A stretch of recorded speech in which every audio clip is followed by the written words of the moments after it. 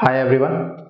In this video, we are going to start a new topic called deadlock. So in the previous videos also, we already seen some problems relating to deadlock. But in those videos, we did not understand or we did not study the concept of deadlock. So from this video, we shall study the concept of deadlock as well as their various aspects. So let's see the deadlock concept. What is deadlock? Deadlock is, so here I have write down the definition. A set of process are said to be in deadlock.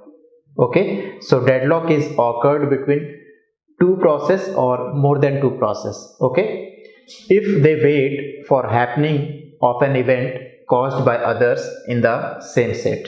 So deadlock means whenever, let's say, two or more processes are competing for same resource, and if the resource is let's say hold by, let's say, process pi, and process pj is waiting for the resource, that resource which is held by process pi, that means here the chance of deadlock is possible.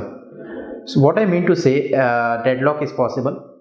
Deadlock possible means generally whenever some resource is held by some other process, and let's say if a new process came into that particular ready state, and if they want also the particular resource, then that resource will be that particular process which are waiting for that resource may be waiting for an infinite time for that resource, or maybe waiting for an long time.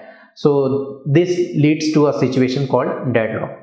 Okay, so it is generally happening for an event caused by others in the same set. Okay, so some other process hold the particular event or hold the particular resource, and this particular process wants this resource also. Okay, so let's understand the concept of deadlock with the help of this diagram.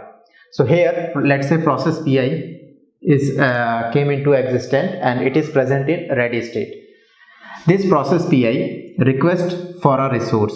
It is generally request for a resource with whom? With operating system. So operating system have the control or have the right to provide the various resources to different processes, and this particular process request the resource for operating system. Let's say the particular resource which this process is requesting is not available at that time, then this particular process should wait or should block in the block queue. Okay, because of delay. Okay, and if this delay or if this particular waiting time is let's say some amount of time or some long time, then it is called starvation, and if this waiting time is infinite, then it is called deadlock.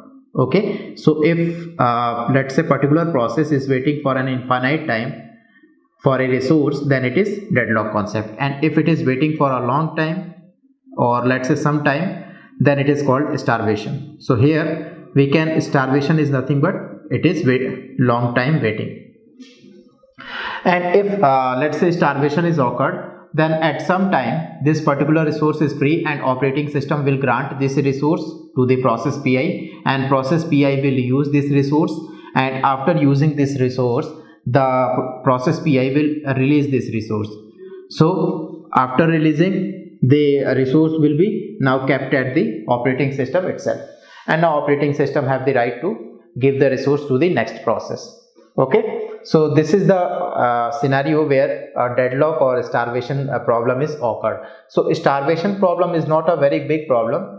After some amount of time the particular resource is free up, and eventually the process will get used to the particular resource.